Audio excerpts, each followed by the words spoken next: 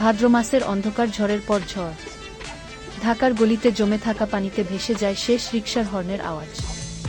অর্জুনের হাতের মুঠোয় আটকে থাকা কমিক বই শ্যাডো ব্রোকার এর শেষ ইস্যু ধীরে ধীরে লাল হয়ে উঠছে।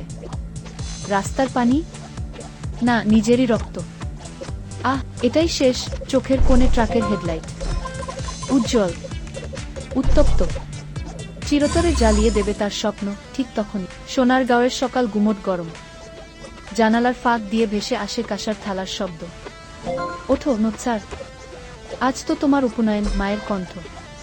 কিন্তু একই তার মা? অর্জুন আঙুল দিয়ে টিপে দেখে গাল কচি, নরম। 10 বছরের শরীর।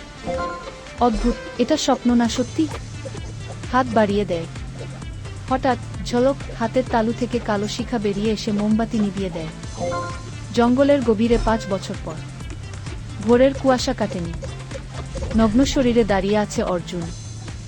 1, 2, 3। মাথা ঠুকছে বটবৃক্ষের কাণ্ডে।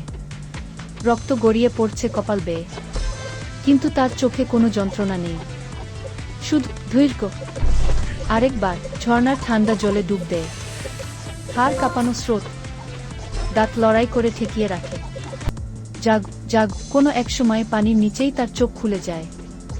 সেখানে সহস্র নীল বিন্দু ভেসে বেড়াচ্ছে জলের মধ্যে, যেন আকাশের তারা নেমে এসেছে পৃথিবীতে। ভাঙা মন্দিরে 10 বছর বয়স। অর্জুনের হাতে মোমবাতি, সামনে লোহার খাঁচা, ভেতর কিছু একটা নড়ছে। পচা মাংসের গাদা?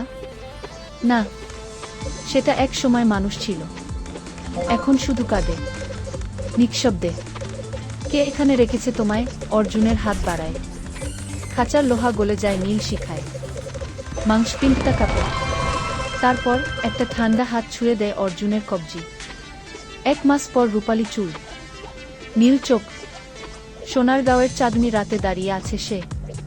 তুমি আমাকে বাঁচালে কেন? অর্জুন হাসে। মুখে তার সেই লুকানো হাসি, যে হাসি কেউ বুঝতে পারে না। কারণ দূর থেকে ভেসে আসে উল্কাপিণ্ডের আওয়াজ। আকাশে এক ঝলক আগুন। কাল রাত্রি আসছে, আর ছায়ার সম্রাটের দরকার হবে তার সেনাপতি।